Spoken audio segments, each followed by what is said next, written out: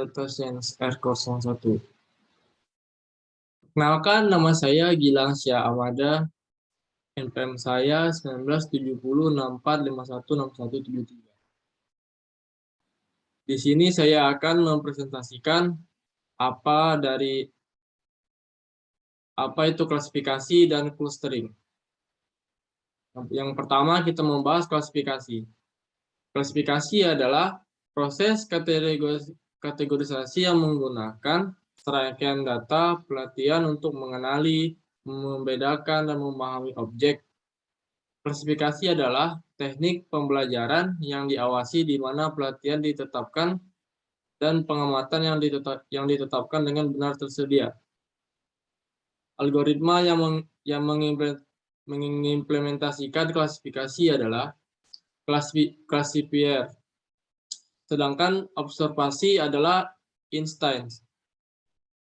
Algoritma Canard Snakeboard dan algoritma pohon keputusan adalah algoritma klasifikasi paling terkenal dalam penambangan data. Yang kedua, clustering. Clustering adalah metode pengelompokan objek sedemikian rupa sehingga objek-objek dengan fitur yang sama datang bersama-sama dan objek dengan fitur yang berbeda secara terpisah. Ini adalah teknik umum untuk analisis data statistik untuk pembelajaran mesin dan penambangan data. Oleh karena itu, perlu untuk memodifikasi pemrosesan data dan pemodelan parameter hingga hasilnya mencapai properti yang diinginkan. Kamenz clustering dan hierarchical clustering adalah dua algoritma pengelompokan umum dalam data mining.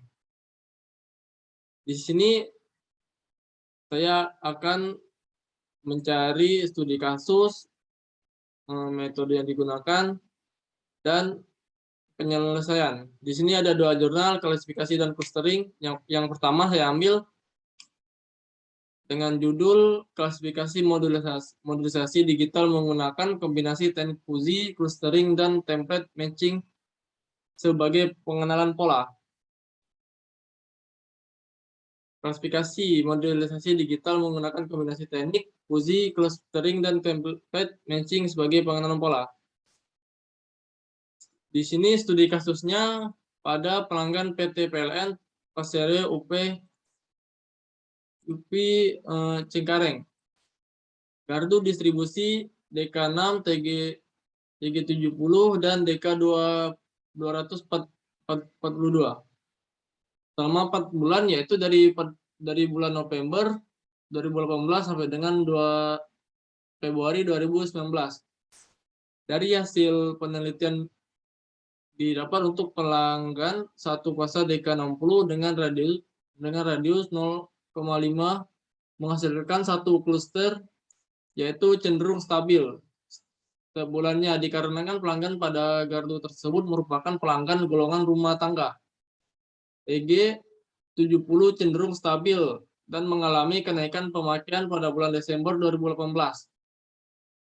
Dan DK242 cenderung stabil dan pemakaian tertinggi pelanggan pada bulan Desember 2018 dan Januari 2019. Sedangkan untuk pelanggan 3 fasa DK60 cenderung tidak stabil dikarenakan pelanggan di gardu tersebut bervariasi, mulai dari toko, tempat produksi, dan CV gardu DK70 dominan tempat ibadah yaitu masjid dan musola, sehingga pemakaian rata-rata lebih tinggi masjid. Dan untuk DK242 pelanggan 3 fasa cenderung stabil dan pemakaian tertinggi pada bulan Januari 2019. Di sini metode yang digunakan. Metode penelitian ini menggunakan metode kuantitatif dengan menggunakan data konsumsi pemakaian listrik satu fasa dan 3 fasa selama 4 bulan dari bulan November 2018 sampai dengan Februari 2019 pada pelanggan PLN UP3 Cengkareng di 3 gardu yaitu gardu DK60, TG70, dan DK242. Dengan menggunakan 2 variabel yaitu variabel last month usage jumlah pemakaian listrik bulan sebelumnya dan variabel current mon usage, jumlah pemakaian listrik yang berjalan. Penelitian ini juga menggunakan parameter untuk mengolah data secara umum. Untuk mendapatkan kurva beban pelanggan, dibutuhkan pencatatan dalam pemakaian kWh yang dapat direkam pada interval waktu tertentu. Data kurva beban yang diikuti dengan perhitungan load faktor dapat dimanfaatkan untuk berbagai keperluan dalam rangka penyusunan skema tarif tenaga listrik dan perhitungan subsidi listrik ke pelanggan. Penyelesaiannya, pemakaian rata-rata pelanggan golongan rumah tangga satu fasa cenderung stabil setiap bulannya.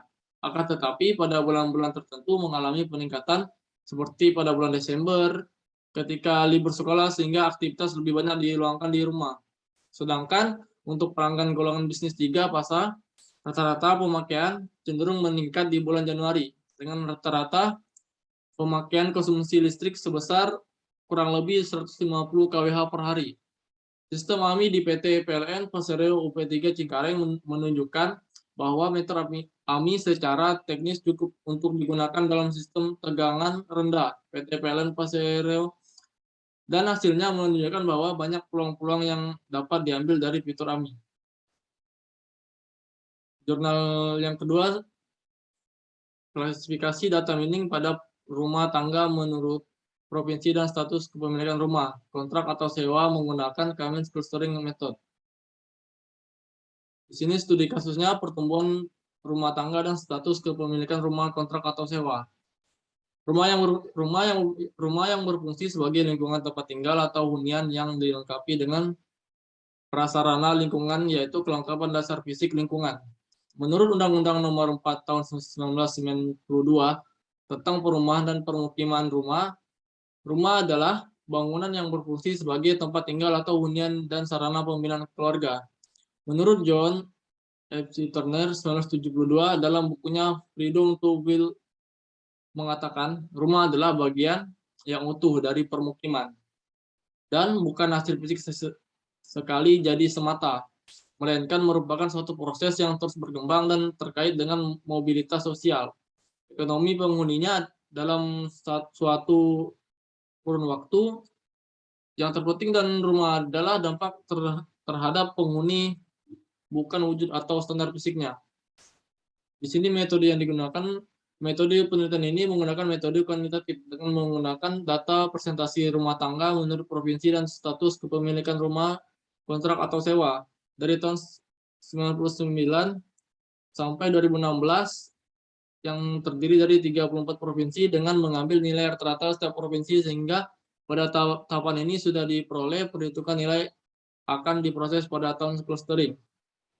Pada tahap clustering akan dikluster dengan ke dalam 3 cluster, yakni cluster tingkat tinggi, cluster tingkat sedang, dan cluster tingkat rendah. Setelah diakumulasikan, maka akan didapatkan nilai dari seluruh presentasi.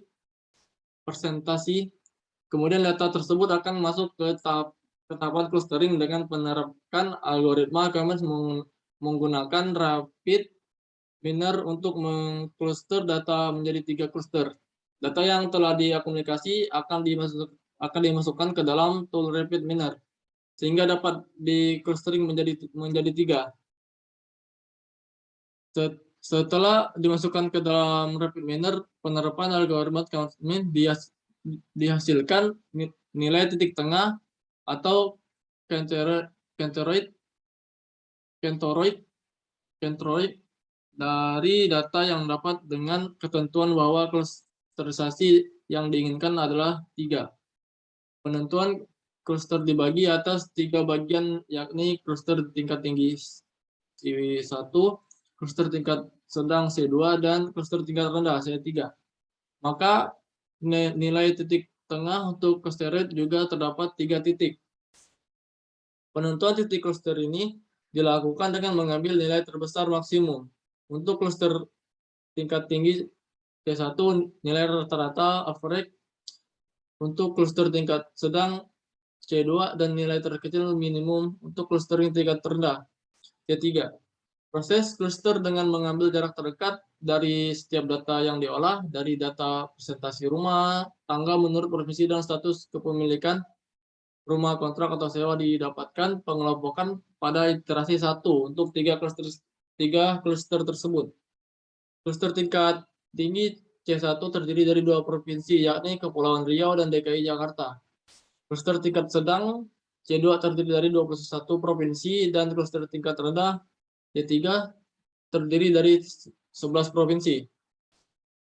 Penyelesaian dari jurnal ini, pengelompokan data dilakukan terhadap 3 cluster dengan iterasi yang didapatkan sama dengan hasil yang pada iterasi ketiga.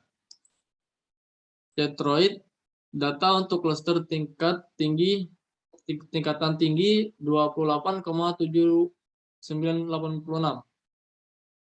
Detroit, data untuk clustering tingkatan sedang 13,0389 serta Detroit data untuk clustering tingkat rendah 5,2515 sehingga diperoleh penilaian presentasi rumah tangga menurut provinsi dan status kepemilikan rumah kontrak atau sewa dengan 2 provinsi cluster tingkat tinggi yakni Kepulauan Riau dan DKI Jakarta. 12 provinsi cluster tingkat sedang yakni Sumatera Utara, Sumatera Barat, Riau, Bengkulu, Jawa Tengah, Banten, Bali, Kalimantan Selatan, Kalimantan Timur, Kalimantan Tengah, Papua Barat, dan 20 provinsi cluster tingkat rendah yakni Aceh, Jambi, Sumatera Selatan, Lampung, Bangka Belitung, Jawa Barat, Jawa Tengah, Jawa Timur, NTB, NTT, Kalimantan Barat, Kalimantan Selatan, Sulawesi Utara, Sulawesi Tengah, Sulawesi Selatan, Sulawesi Tenggara, Gorontalo, dan